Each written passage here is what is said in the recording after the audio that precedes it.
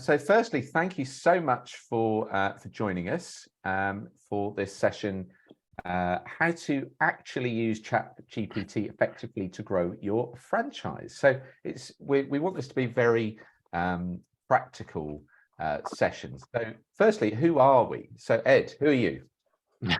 So I am the founder of a company called The Franchised.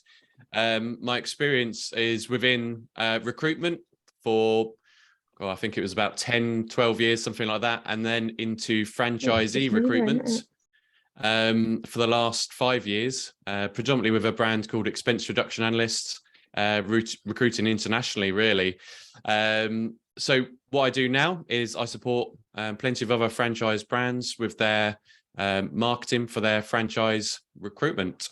I'm also a host of 2 podcasts, one called The Disenfranchised, which is aimed at people outside of the industry to educate them on franchising, and one called The Full Disclosure Podcast, which is talking about some of the more controversial topics, shall we say, that come about in the franchising industry, and myself and my co-host kind of thrash them out and try and come up with a solution as to what's the best based on that controversial statement. So yeah, that's me. Over to you, Kevin. Thank you. We did debate about that, didn't we? Whether we should run this a bit more like that, a bit more kind of, argument. I think you were after a fight, yeah. Well, it's just quite a fun, isn't it? So I think hopefully we'll take a more supportive and approach. So who am I? Let's get on to that. So I'm founder of Cadenz Video Academy, and I specialize in coaching franchisors and their franchisees on how to create the video content they need for their business. So I've got a long background in video, creating and around a video production company, specializing in creating videos for big bids and proposals and helping close multi-million-dollar deals. So for me, video is all about business. It's not about making fancy videos. It's about making videos that really connect with your audience. I've always been an early adopter of social media and technology. Always been something of an enthusiast, having been in IBM, I guess, a lot. So I was playing around with metaverse before that was even a thing. Like, we were doing a lot of what you're seeing now about 15 years ago. I was on a lot of the social media platforms before anybody had ever heard of them, LinkedIn and Facebook and all these things, Twitter. And also hold 3 multimedia patents with IBM. So things like AI and the advance of technology, something I've been following for a long time. As part of that, for about the last 6 months, I've been I set up a group on LinkedIn. It's now over, I think, 850, something like that on LinkedIn, called The Business of AI. So you're welcome to join that, and we're going to be exploring some of the topics you're going to hear about today. Okay. So, sorry, Ed, this is you. Yeah, no, that's cool. So before we get started, I guess it'd be useful for myself and Kevin just to understand a little bit more about why you're here, what you want to learn, and how is learning about GPT going to help you connect with your customers or your target audience. So if you wouldn't mind just taking a few moments to write that in the chat on the right-hand side, and we'll kind of pick that up and make sure we try and tailor the presentation to you guys as much as possible. But to kind of explain why I'm here, I guess, so Kevin reached out to me because he saw that I was using it for creating content, I think, and had some different ideas and approaches to using Chat GPT. So a lot of my days are spent helping franchisors to create content. And as soon as I saw ChatGPT could help me to get some of that content produced, I jumped straight on it and started experimenting and playing with it. And I've been using it for a good few months now, and found it good on the whole. But there are some areas where I think it could be improved. But I think the most important thing is it's a big step forwards. It's a big step forwards in kind of the evolution for creatives as well as every other profession, really. So yeah, that's kind of why I'm here, I guess, because I'm interested in new digital technology. How about you, Kevin? Yeah.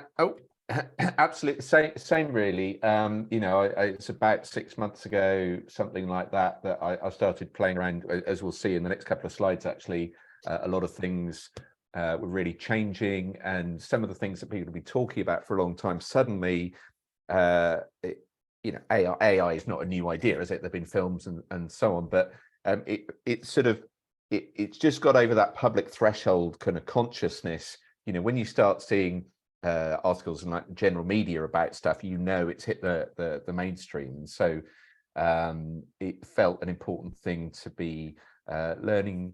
And also why I set up the LinkedIn group is a lot of people were talking about, you know, isn't this cool and having fun with it? But my immediate response was, well, like, how can we actually use this? And I wanted to reach out to people that had use cases for actual business. So, okay, so let's see what we've got here.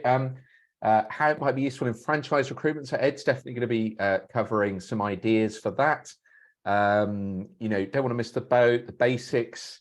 Using AI for 9 months, great. That's where you may well be able to give us some ideas, Penny, as well. So yeah, that's good. Okay, so I think we're going to pick. This is going to be about the right level. So you'll see in a minute, kind of about the level we're pitching to. So that's really helpful. A couple of you mentioned recruiting franchisees, and I know that's a big issue. So that's definitely something we will look at. Okay. So thanks for those. So as we said, 2022 was really the year that AI went from being something that, you know, scientists do and science fiction writers make films about, to being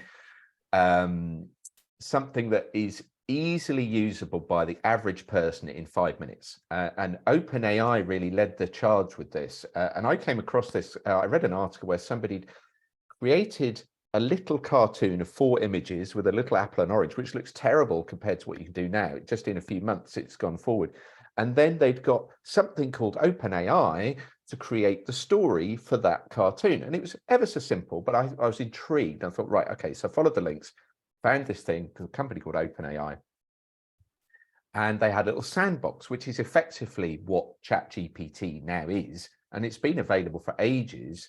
And you could go in there and ask it stuff, and, you know, set up a free account, and within a minute you can ask it stuff and amazing answers start coming back. So we were asking it GCSE questions, we were getting it to do you know, with my daughters, and we were getting it to write silly poems and all sorts of things. And we're just kind of, the first time you play with it, it's like going, often people describe it as going down the rabbit warren.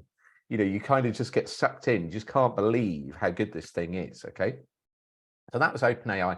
And OpenAI also had a tool called DALL-E that could create images based on prompts. So you could say, draw me an octopus on the underground, and do it in a sort of cartoony style, and it might come up with something like that. What really got the ball rolling, there was not DALL-E, it was a different company called Midjourney. And Midjourney was able to create unbelievably good kind of like paintings and artwork, and we were you know, starting to see images like this flooding the internet. You know, these kind of grade level of images that in seconds a computer was creating images like this good or better. And I think a lot of people thought that if AI was going to do anything, it was going to get rid of like menial jobs and, you know, low level stuff. It wasn't going to do creative things like writing and creating images. And suddenly it's like better than, I don't know about you, but my art does not, my artistic abilities do not extend to any of those. You could give me as much time as you like and I wouldn't be able to do any of those images. And so already it's better than like 99.9% of the artists on the planet in 10 seconds. Like any artist would take, you know, hours or days to create something like that. And this could do it in seconds. And so it's like, whoa, so something's going on here. Okay, so that's why 2022 was kind of the year AI is really kind of taken off in the public consciousness, because I guess we're visual, right? So once you start seeing things like this, it's kind of amazing. And so November in 22, OpenAI do a slightly different tweak on their kind of, already you could type stuff in, but they sort of turned their system into a chatbot. And for whatever reason, it was just the right time and it really caught the public imagination. And within 5 days of launching, they had 1 million users. They now, at last count, they had over 100 million users. And to put that in context, the previous fastest growing thing was Instagram, and that took a year to get 100 million users. You know, they've already done it in like a couple of months, and it's probably way beyond that now. So this is the fastest growing technology or, you know, company, whatever, in history by some margin. And the fact that you're all on here, you know, and we're only in March, kind of is a testament to just how fast this thing is kind of catching fire, right? So I think the other thing there, Kevin, is that there has been other technology out there that's similar to this, like Jasper, right? That there's a paid service, but what ChatGPT did was just offered it out for free, and I think that was something that's a massive reason why it launched so quickly. Yeah, absolutely. It's free, and it's still free, right? And you can go and sign up to OpenAI, ChatGPT, and be within a couple of minutes, you're there creating amazing stuff. So Ed. Yeah, so what does that mean for all of us, really, and how can we kind of leverage it? I guess for us, we were thinking about this, and we could go in and try and talk about kind of advanced levels or go really kind of basic level. But I think looking at people in the chat there, we're probably going to aim it towards that. What is ChatGPT and experimenting level? But there are, of course, people within the franchising industry already that I know of, Sean Goldsmith and Nick Strong, that are already looking at the advanced level and are creating tools or APIs that plug into ChatGPT. So there are people that have taken this on very, very quickly and are already using it for different reasons other than just to write some text for you. I mean, Kevin, you've got some examples later on that you're going to share with us that I didn't think of, and it's sort of blown my mind to see the way that it can be used. But I think the basics are the main thing that we're going to be covering, and a little bit of experimentation in the main part. So hopefully we're pitching this at the right level for you guys. Yeah. I mean, we just wanted to set that expectation at the start, and that we know, you know, I know Nick's on this call, so it's very much it's a bit hard to know where to pitch this, but we want to kind of bring everybody along in this community. So that's kind of where we're pitching it, all right? Just to set your expectation. So firstly, a little bit about what is ChatGPT, okay? And I sit somewhere between a techie and a non-techie, right? So if I was talking to Nick, he'd go, "Well, you're not a techie." If I was talking to an average person, they go, "Oh my goodness, you're such a techie." So hopefully this is, hopefully I can kind of communicate. So if I feel free to get the real answer from Nick, all right? I'm going to try and keep this simple. So ChatGPT is based on what's called a large language model. In other words, it's trained on a defined set of material. And so it doesn't know everything. And as yet, in its current form, it doesn't have access to the internet, okay? So it knows a lot, but it doesn't know everything. And it's a chat program, and because the answers you get back are so good, it's very easy to fall into the kind of, will it play chess with me? Will it kind of make tea for me? Will it do everything for me? And it can't. So don't be fooled just because the answers are good. It can't do everything. They're not claiming that it can do everything, but you might fall into that as you use it. So it's designed to give you a good answer based on the input you've given and the text it's trained on. And for me, it's a little bit like, I remember my wife tells a story when she's in Nepal and she's trekking and she wants to get to the next village so she can have a sleep. And you meet somebody on the road and you say, "How far is it to the next village?" And they go, "Oh, not far." Because culturally, they don't want to tell you it's another 5 hours walking, right? So are they lying or not? Well, it's debatable, right? So it wants to help you, wants to give you a good answer. And if it has to make stuff up, it will do that, okay? So if it doesn't know, it'll have a good guess, it'll estimate, And so you cannot, it's not 100% reliable, okay? As I say, it can be inaccurate, can be biased. It also, in its current form, has a limited memory. And I worked it out. There's a limited number of tokens. And what that boils down to in reality is about 3,200 words. You can't dump in the complete works of Shakespeare and say, you know, make this into a rap, because that will be way too much, okay? And it also means if you have a very long conversation with it, it will start to forget details of what you said at the start, because that total 3,200 words is your input and its output, okay?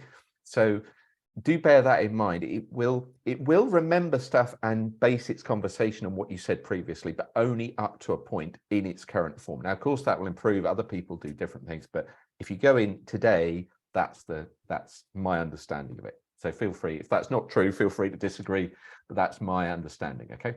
So it'll learn up to a point, but not for very long.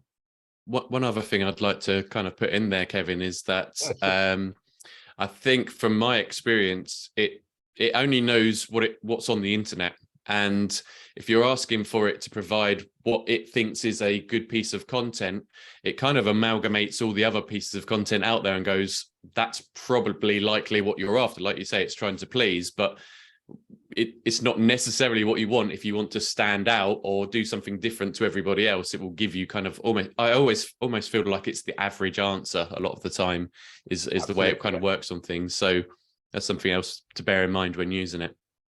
I find also that's absolutely, I totally agree. It's also got a slightly annoying habit. Maybe I'm doing that. No, sort of slightly annoying habit of summarizing at the end. So it's almost like it's locked into a beginning, middle, and end idea, which is kind of what you learn in English, and it's sort of correct, but people don't actually speak like that, you know, and so it always tries to do a nice little summary at the end, which sometimes is a bit irritating. You don't want to do that. So it's going to be part of its programming, isn't it? So so I guess then why has it become so popular so fast? And I think we've already touched on that already to some degree, but it's really easy to use. You know, it's text-based and you can speak to it like a human being. It generally comes up with some amazingly good answers and quickly. And it's, of course, free, which is a massive bonus. You can pay for a premium service that means that you get your answers back quicker at peak times and things like this. But one of the best things I think about it is it can give you ideas, and it kind of completely removes the blank page kind of syndrome where you're sitting there about to create an article and you don't, or maybe you're going to design your presentation and you don't know where to start. If you ask Chat GPT, it will very quickly give you a starting point to work off of. And I think that's a big challenge for a lot of people across many different areas of business. So those are a couple of reasons. That's one of the biggest things, because, and like, even if it's wrong, often it then thinks, well, you kind of makes you think, well, that bit's right, but I disagree with that. I would never say that. But then it prompts, then you makes you think what you would say, and so you just put that bit in there, and it's kind of 80% of the way there, right?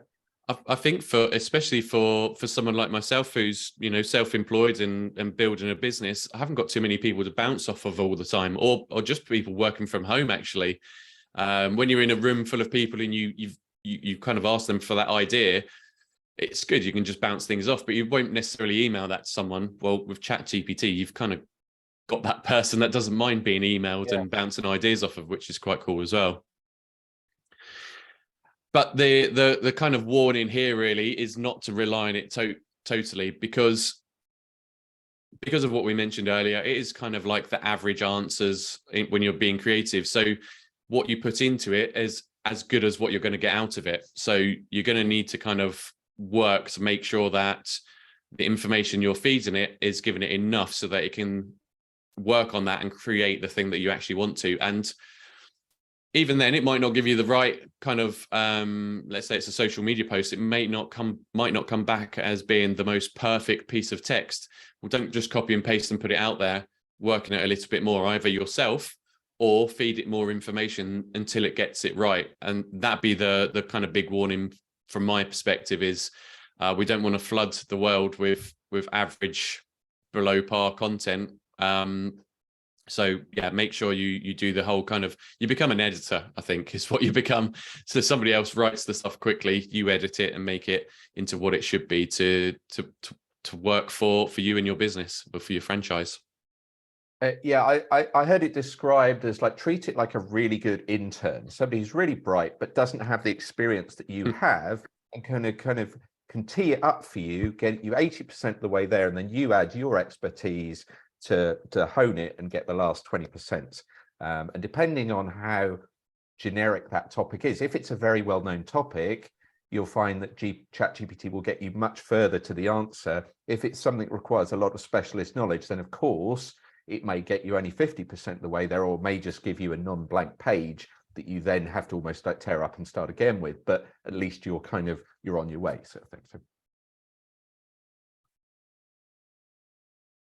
okay, so what you're going to start seeing, you may have already come across this, is some of the tools you already use online are going to start integrating AI in various ways, and often you'll have things like beta. So the package, I don't use PowerPoint, so the package I use to create this presentation, they have started, you're starting to see little things like this pop up, make slide with AI, right?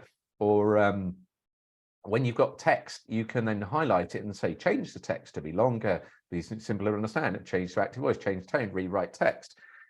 So it's kind of interesting that, in the back end, they're either using Chat GPT or something like that, and they've plugged in a programmatic API, so-called API way. Things like Canva, in Canva now, they've got some writing capability. They've also, you can create images using probably using DALL-E in the back end or something like that, where you can create your own custom images. You don't have to go off to that tool. You can create it right in the tool, but that's behind the scenes. So that's what they're doing.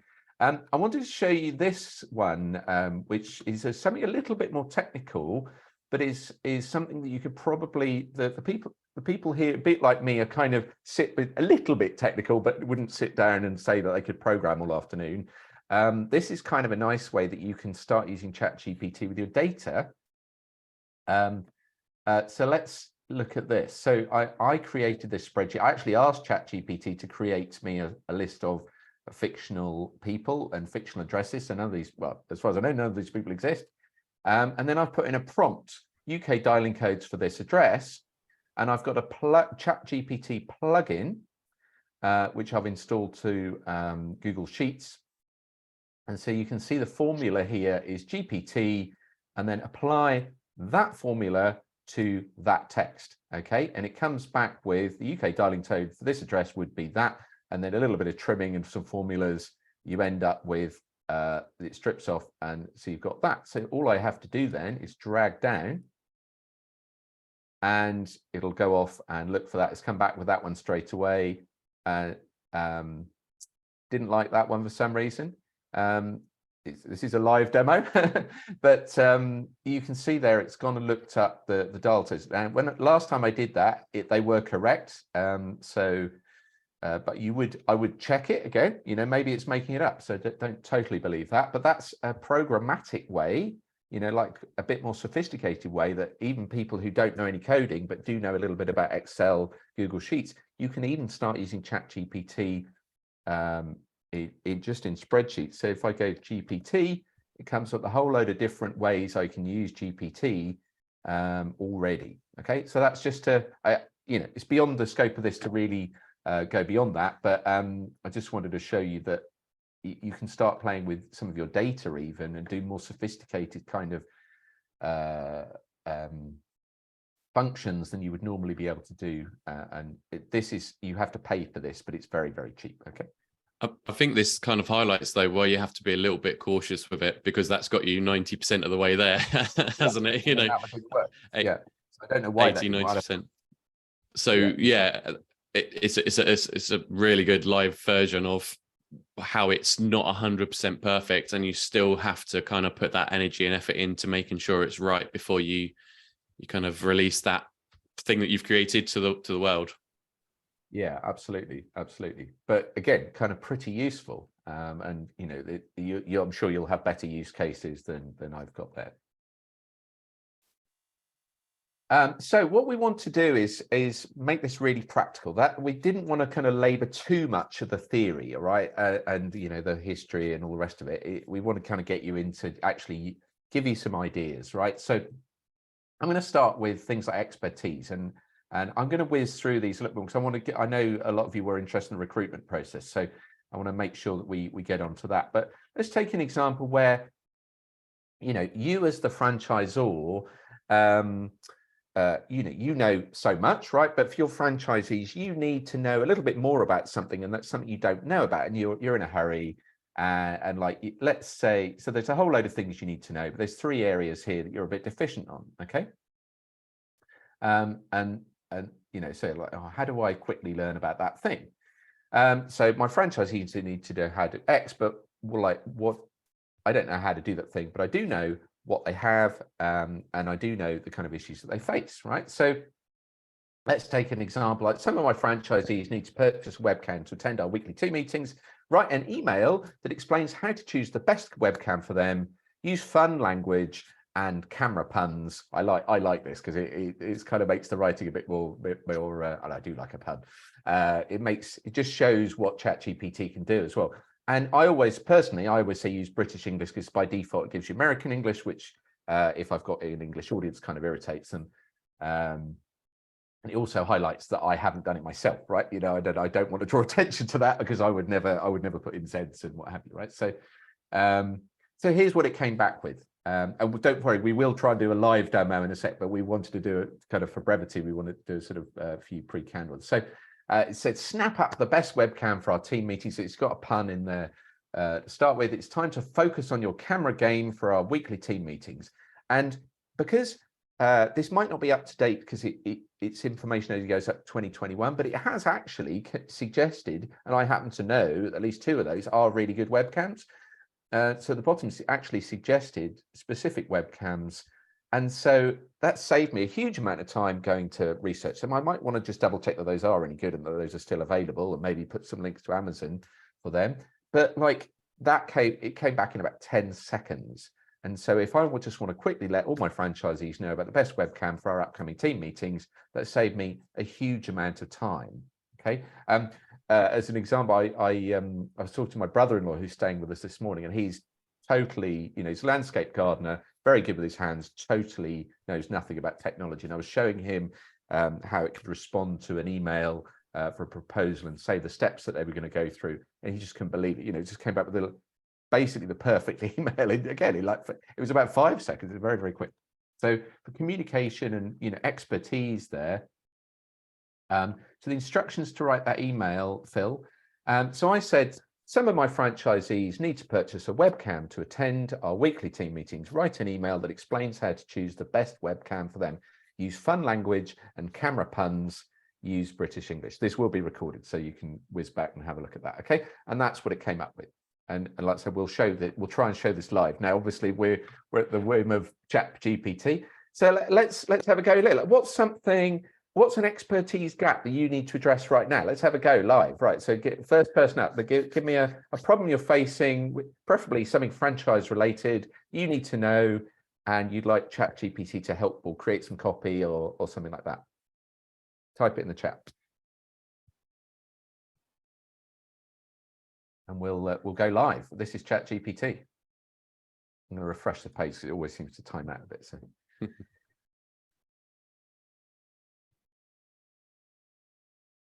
I like this. Verify you're a human. So we've got one in already. Why someone should start a franchise rather than stay in their job? So I guess that's kind of franchise recruitment related, isn't it? Okay. Oh, I like this because that one is a little bit recruitment. Do you mind if we pick this one? It's a bit techie. Okay. We need to find a better solution for Wi-Fi exhibition stands rather relying tether. Can recommend some. Okay. Let's see that. Let's type that in. Okay. We'll see that.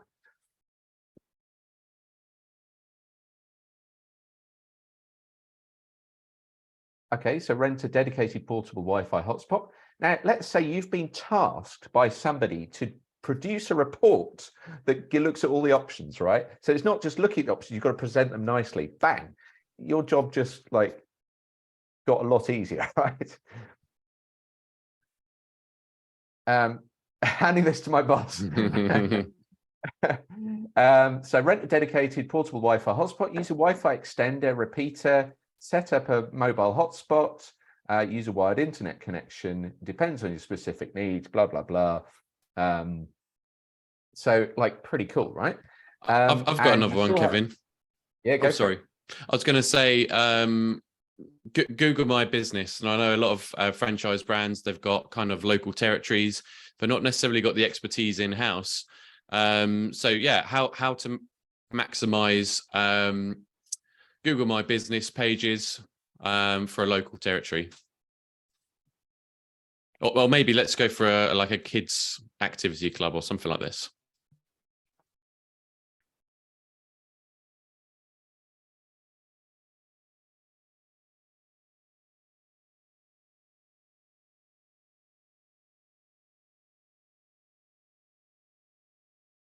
Okay, claim and verify your business, Google My Business page, optimize your Google My Business profile, use Google Posts, encourage reviews, use Google Q&A, monitor and respond to customer feedback.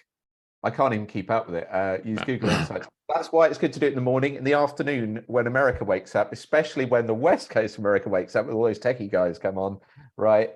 It all slows down and it can say like, we're overwhelmed. It starts coming up with messages and sometimes it won't even let you on, which is why we did this in the morning. Okay. So if you want to get the best out of this, it's the early bird catches the worm. All right. So again, now we don't know if this is true, remember.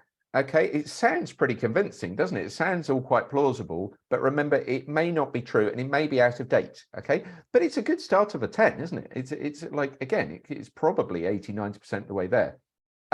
So Louise is asking, will the text always be the same? No, it won't, because of the way it works. It's not literally getting this from the internet. It's synthesizing it itself based on what it knows, and it's just trying to come up with a plausible next word. What would a next word, given what it knows, be right? So in the same way as if you asked me a question, I wouldn't come up with the same answer each time. It's the same with it.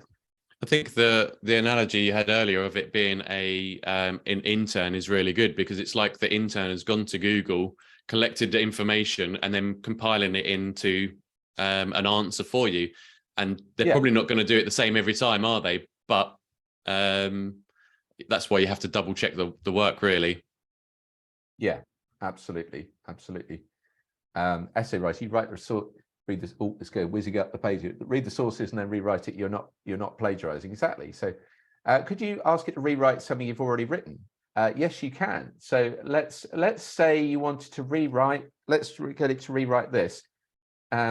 This in the form of an email to my boss. So use first person and I don't know, American slang.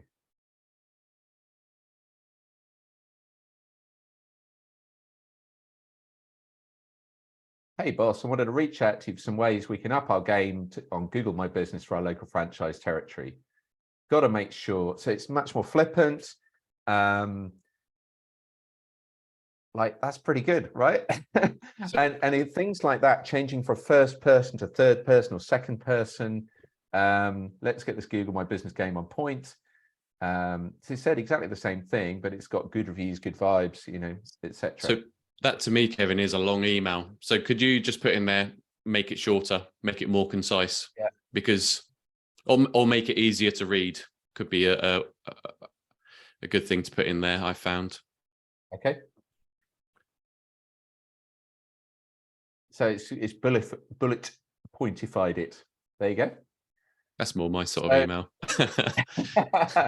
Bang. So again, that's like pretty much 80% of the way there, right? So where were we? So in terms of plugging an expertise gap and then presenting it well, it's, again, just bear in mind that it's not always right. Bear in mind that basically don't be lazy, right? It's not going to it's not going to do everything for you. Claire, it's not going to heat up that tea. It can't do everything, right? but it's pretty good. So as long as you don't get carried away and kind of expect it to do everything for you, it's pretty good.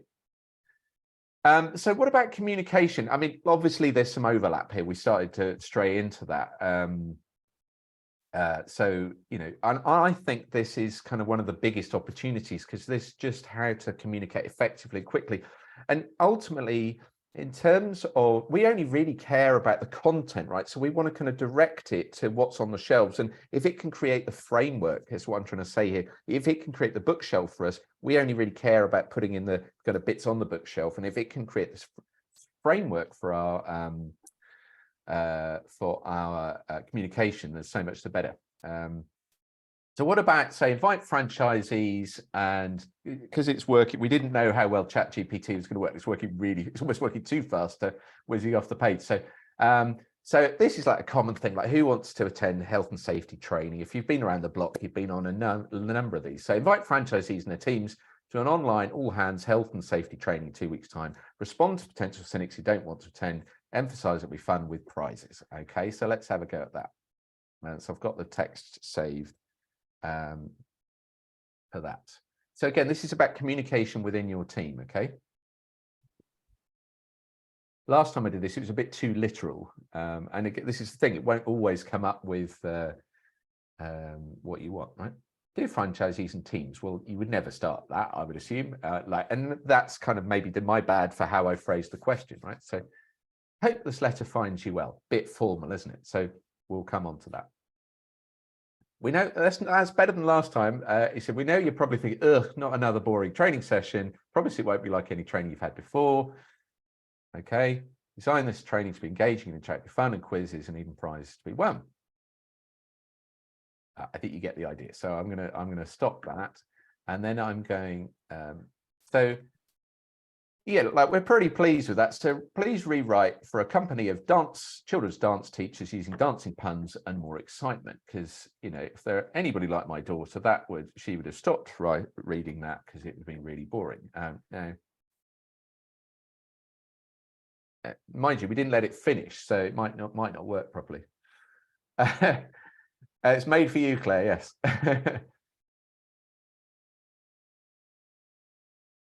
Shake those hips, learn some new moves, and keep your students safe and sound, right? Don't be a wallflower, come and join us, you know, etc. So it's a bit more fun, right?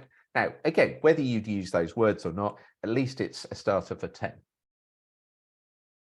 Where were we? Right. So, well, what about, like, let's create, you know, I'm getting really lazy now. Like, can you just Chat GPT? Can you just like write the agenda for me? Because that would make my life a lot easier. It's health and safety. You probably know a lot about health and safety. Let's, you know, can you create an agenda for me?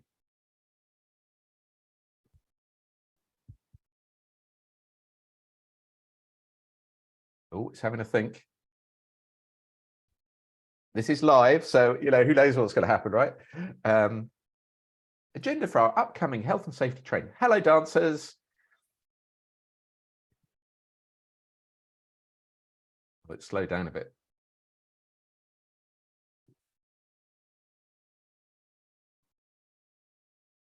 Here's a sneak peek of what we have planned.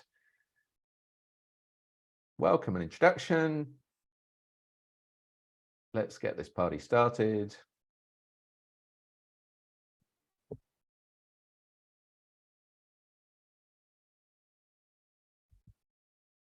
It's because you're all on there in the background, like doing that work that you were supposed to be doing all afternoon, and you're getting it completed in this session, aren't you? That's why it's slowed down.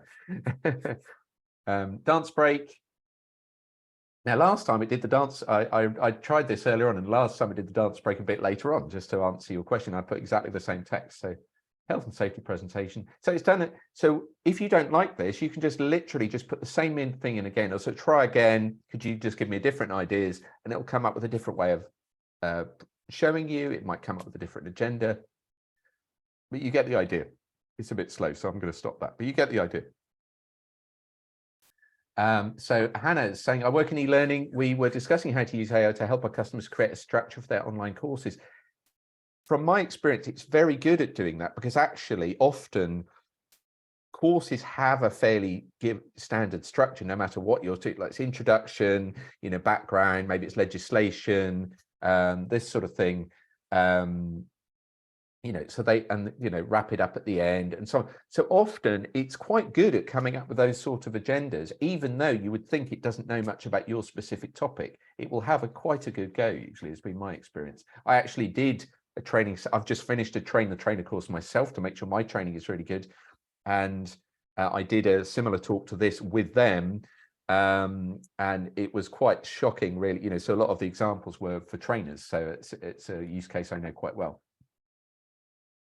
Okay, so like we want to give people, we want to give them like a handout, like let's create some collateral for my franchisees about like practical suggestions for hand hygiene in dance studios with kids. Okay. Oh, it was sped up now. So you could imagine creating this into a little bit of a PDF, maybe put some graphics around it, something like that. And bang, you know, this is a giveaway you could give, or you could create something that your franchisees could give out to all the parents, right? How to keep their kids safe, and, you know, and there you go, it's done. That's a bit of collateral you could give out to your franchisees. So Louise is saying part of the ops manual, populate with caution. Yeah, I think that's the thing. It's used with caution. So over to Ed, we're going to have a bit of a look at marketing. Yes, my favorite subject. So I thought what's kind of the first, well, actually, this is one of the first things that I did with it, because I'm forever thinking, how do I come up with some content? How do I kind of plan this out so I'm not kind of thinking on the day, what do I put out there on social media? I think everybody gets to that point after a while where they think, I don't know what to do now. And I'd love to be able to create a schedule, but it's going to take too long. So that was the first thing that I did, was literally type that in. So I'm thinking, Kevin, if we can do this live, we can kind of have a look and let's do it. See what it comes up with. So create a 1 month social media schedule for a business coaching franchise. So I'm trying to relate this to a specific franchise. And there we go. So it's got Monday, Wednesday, Friday. Yeah, that's interesting. It didn't do that last time. No, and that's great. So it's assuming that we want to put 3 posts out per week, which is great. But actually, maybe we want a slightly different strategy. So it's got on there testimonials, blog posts, fun and engaging posts, encouraging followers to share their favorite small business stories. So it even comes up with the minutiae of ideas as well. But let's say actually we want it to be a bit more high level. So instead, let's say, could you create a social media plan for 12 months? High level.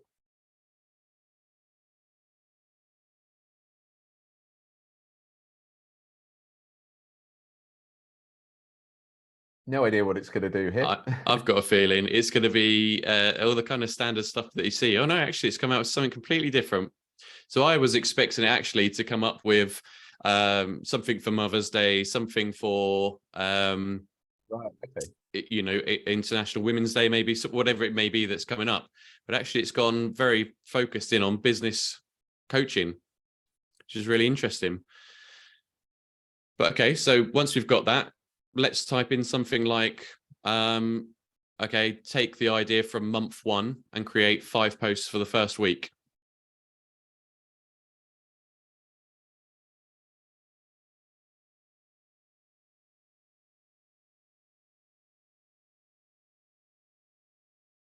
Yeah, okay, very specific for LinkedIn. Is that right? Yep, that works, yeah. See what it does.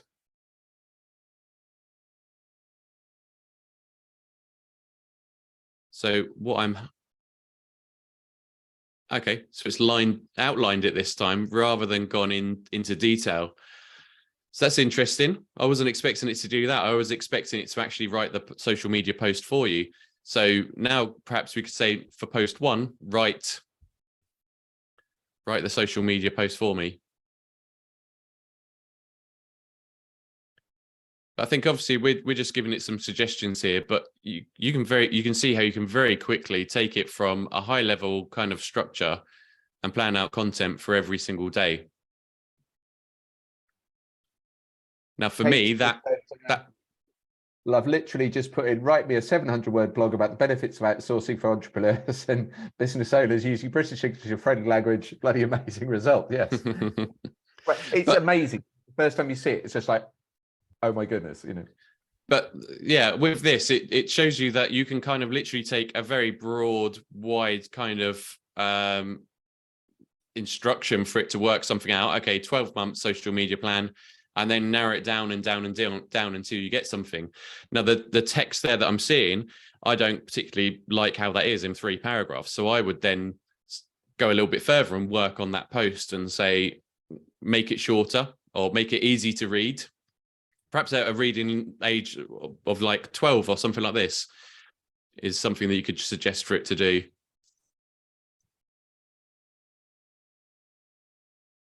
I was going to add to that, but yeah, add emojis, suggest hashtags. See, look, it's American English there, you see. Yeah, yeah. See that I never use it, but then I guess I would take this away and then edit it myself.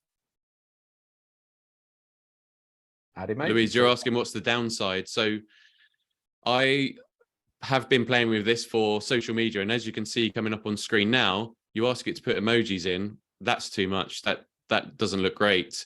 One example of where I think it doesn't work so well is, Kevin, could you put in something along the lines of create a good hook for this post? Or like good hook stroke or headline.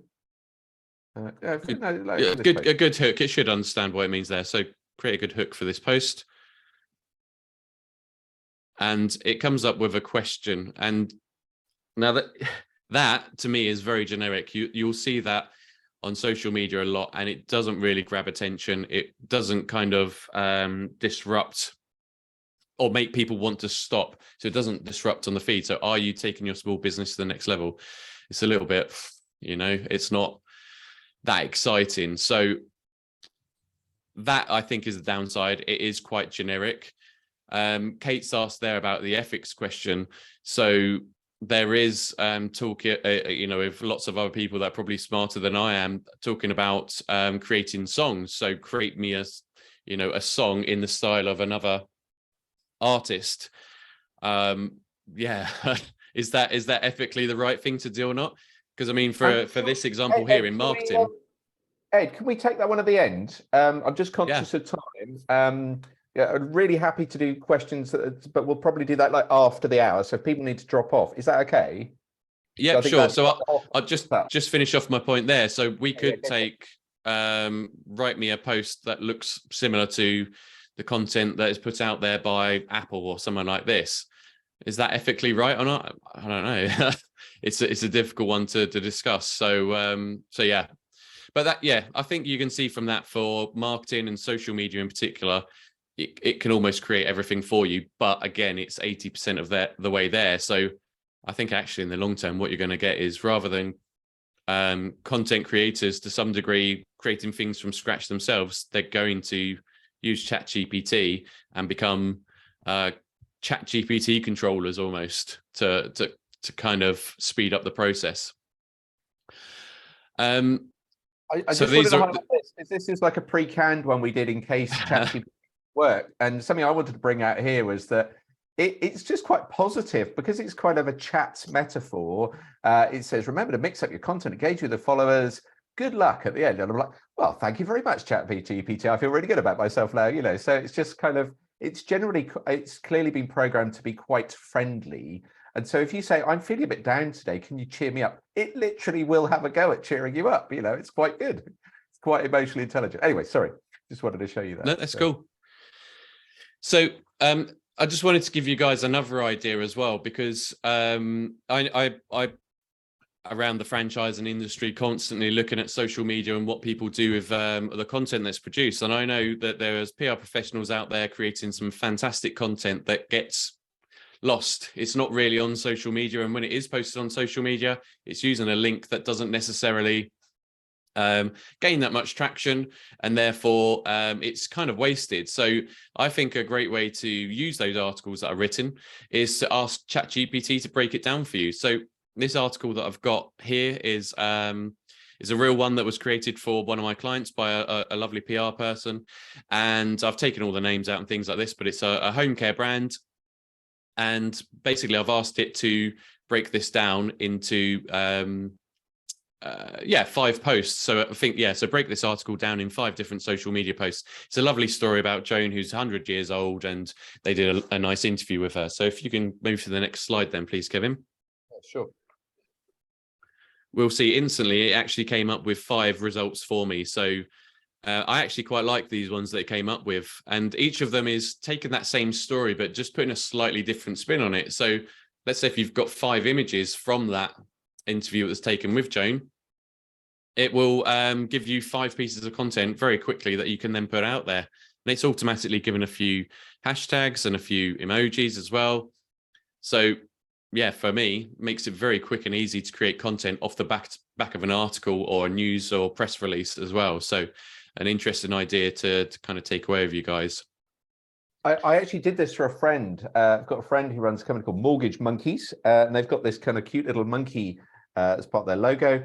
And I was showing him what you could do. I took a really boring article from the FT about mortgage rates, and I dropped it in here and said, rewrite this article in an easy to understand format, and use lots of monkey and jungle puns. Okay. And so it rewrote it in a much simpler form. It just did exactly what I'd asked it to do. And then that becomes a bit of content he can write, post and say, Mango the monkey can say, oh, I was reading an article in the FT the other day, and I thought I'd share my take on it. So you're not plagiarizing, you're referencing the original article, but now Mango the monkey has summarized it for his audience. You could even link back to the original article if you don't want to kind of be accused of plagiarism. But again, you've kind of reworked somebody else's work for your audience. So. Yeah. So again, you might want to kind of take those posts that have been created and make them more specific, or say that, you want to include American slang or have some jokes in there, or whatever it may be. You might want a call to action at the end of one of those, so you can take that and work with it. But it's just, I think, a smart way of using content that's already been created, especially long form content. I think it's a waste to leave it as it is without breaking it down for socials. So this is a quick way to do that.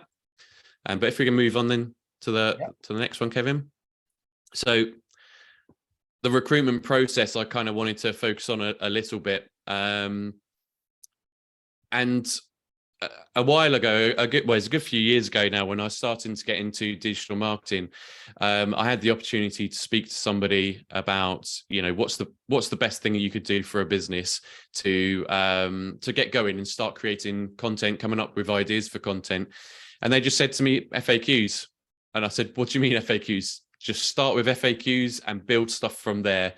And he was right. You can create, once you've got your list of FAQs, you can create blogs, videos, infographics, podcasts, social media content, webinars. I mean, the list is endless of things you can do off the back of those questions. And the way you used to do it was this website called They Ask You Answer, I think it was called, or maybe that's something similar. Ask the audience. It's ask the public, I think it is, or something like that. Ask the public, that's the one, yeah. Which was great, but it kind of gave you sort of weird answers. I found they weren't always easy to kind of digest. Now, if you type this into Chat GPT, you can be very specific. So I've put here, Claire, is written for you, isn't it? So what questions would a prospective franchisee be likely to ask my franchise Kids Activity Club? At Kids Activity Club, we provide 1-hour classes across the UK, encouraging movement and improving motor neuron skills for 2 to 7-year-old children. So you can be very specific with the information that you input, and it will then come up with 10 different questions that then you can use to create other content off the back of it as well. So maybe, do a live version so we can see what it comes up with this time.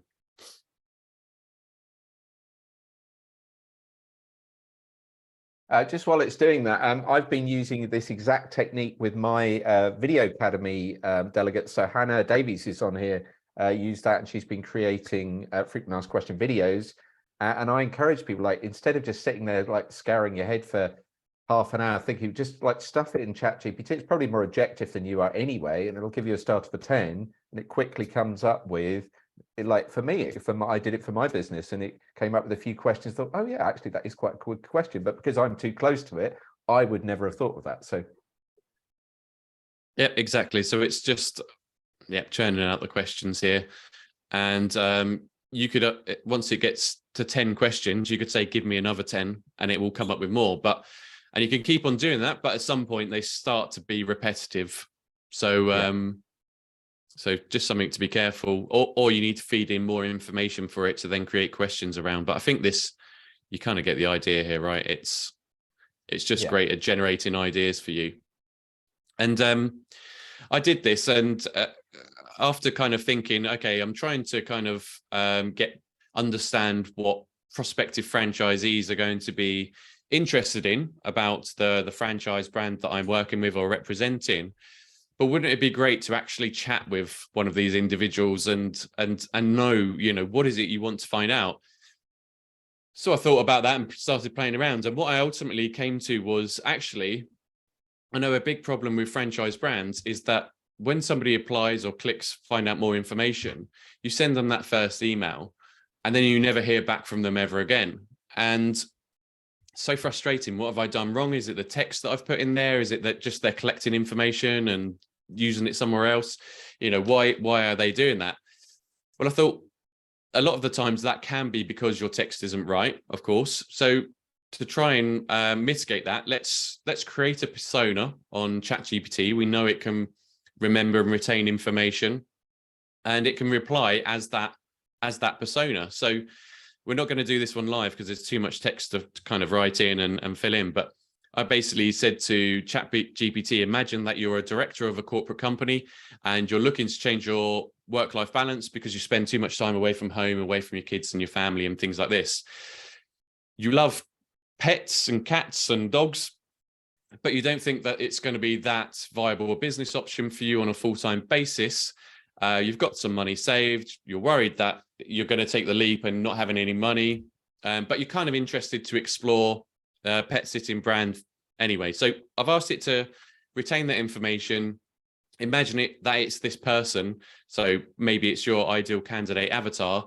And I've said, reply to my first email in character. And this is what it came up with. So I've sent it the email saying, I've tried to think of a really bad version of an email that I'd send, and I found it difficult to write it, but I've just put, we are the best pet sitting business in the world, and investing in a franchise with us is the smartest idea you could ever make. Attaches our brochure. When can we set up a call to get you through the processes and start your business with us? So I've been quite aggressive in the message there and saying, we're fantastic. We want you to join, get on board as quickly as possible. Well, in this response from ChatGPT, if you get the recording for this, you might want to pause it and see what it actually writes. But it just basically says, thanks for showing you're interested in working with me, but I'm going to decline, not interested. Let's move on. I think if this was real life, the person wouldn't necessarily bother to write that email in reply. They would just cut their conversation short and stop. So I thought, okay, well, now I've got to write a better version of this email then and see if I can get ChatGPT to go and its persona to come on a call with me. So I looked at it as, great, this is a great training ground for me to actually improve my first emails. So that's what I did. Luckily, I got it first time, which I was very thankful of. So my reply was to be more, show more empathy towards the individual, know that this is likely to be a big step for them, and that they're not going to buy off of one email. They're going to actually want to kind of learn a bit more information, and we've got to take them through the process a little bit slower. So I've replied with, thank you in the first instance. It's a big first step, but I'm here to help you learn about our pet sitting franchise opportunity before making any decisions. So I've said, you're not making a decision right now. We're just exploring it together. It's also important for us to make sure that we take on the right franchisees, because it's a good match. We need to make sure it's a good match for our own success. So again, that's just setting the expectations that this is not a, if you're interested, you're going to buy from me right now. It's kind of saying to people, look, we're on a level, we're on this journey together, and I'm the person who's going to take you through this journey of discovery. here's our brochure. I can be available for a chat, but here's a link so you can book some time in my diary. So very kind of, we're not trying to force anything onto them. It's if you want, it's all about them. So we're putting the ball in their court. Chat GPT then replied. And just to kind of abbreviate it, because I know we're running a bit short on time. Right one? Was that the right one, Ed? Yes, yeah. Okay, So fine. it actually kind of starts to tell you about its fears. So yes, I'm passionate about pets, but I'm actually really afraid to take that leap in business. And I'm worried about the kind of finances of setting up this business, but still kind of interested. Is there any advice you can offer me? I'd really appreciate it. So actually, they've not said, yes, I want to call, but what's happened is, look, I'm still open to speaking, but let's continue the conversation. What other information can you share with me? So then I've replied with, it's my job to help you, and I think the best way is to give you some of the some insights over a Zoom call. Do you have 30 minutes for a conversation? So I've waited until further on in the conversation to kind of say, well, let's speak now. It's the thing that makes the most sense. And Chat GPT, I was thoroughly surprised when it came back and said, yeah, let's do a 30-minute Zoom call next week. What times do you have available? So for me, that whole process of kind of learning, setting up that persona of somebody who was very skeptical about franchising and about pet sitting as a viable full-time business, I've actually found a way to get around that. So now I know my first email is probably pretty good.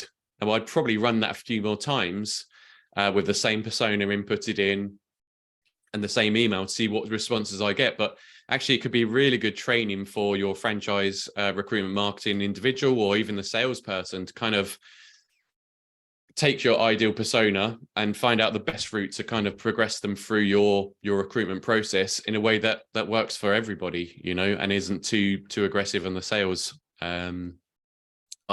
aspect of it. So yeah, hopefully that's kind of helpful and giving you some thoughts. There's many different ways you could use that persona. I love this use case, because what you've done, Ed, is really use the chat aspect of it and made it sort of transactional, going backwards and forwards, rather than and get it to simulate a person and a sort of simulated environment. I really like that.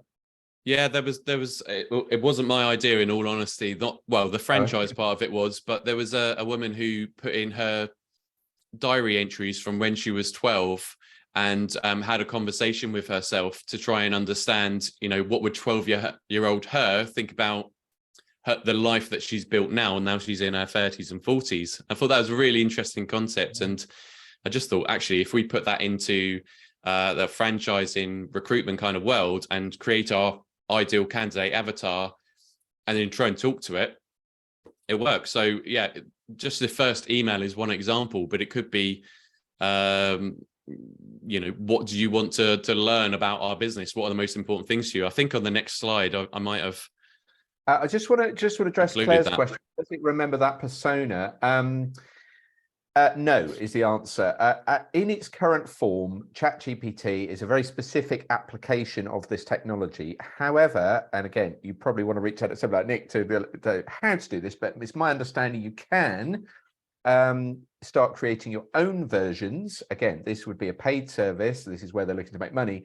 So you can use these kind of technologies to build your own tools where you could have your own knowledge base or add your knowledge base in, and then it would start to learn, and you could create your own kind of sales training program.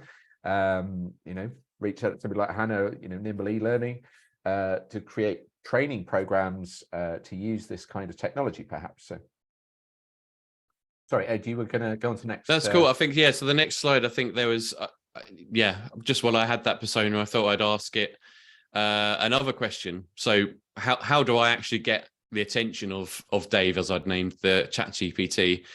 So he's come back with, I'm personally interested in social media content related to pets, such as cute or funny animal videos, tips for pet care and training, and heartwarming stories about animals and their owners, right? And I love that response, because sitting on the franchisor side, your initial thoughts are, right, how can I tell people how great my franchise brand is and why they should join and things like this. But actually Dave's sitting on the other side just going, I just want to see cat videos, funny cat videos is all I want to see. And it's just a good lesson for us all to learn that actually brand awareness, that front end piece is really, really so important to grab that person's attention.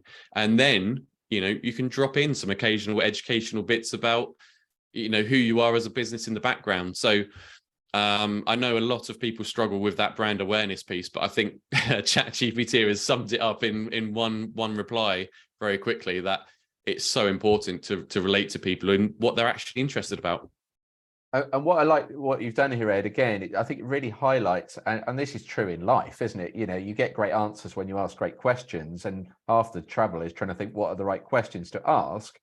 And you've asked a great question, which we wouldn't always necessarily think to ask, and you've got the great answer. So so I think it's a great question. I'd ask Chat GPT to give me some great questions to ask. There you go. Yeah, even better, yeah. As a rule, Nick's saying the tech is as good as the user. Absolutely. Getting this type of capability insight is a transformational part. And we saw that. My daughter and I were playing a few months back with these image generation tools, and we could see that, like, when we started out, we were as good as anyone else. And very quickly, some people were getting really good at those prompts. You started seeing people generate tools that would help you generate prompts. And so the output from some people was incredible. And ours were, well, they were good, but they weren't as good as these other people who'd really, they're graphic designers and stuff. They've got a real interest in making sure they keep up to date with it. So, yeah. So I just wanted to, we're almost there. So thank you we've gone a little bit over, but thank you for bearing with us.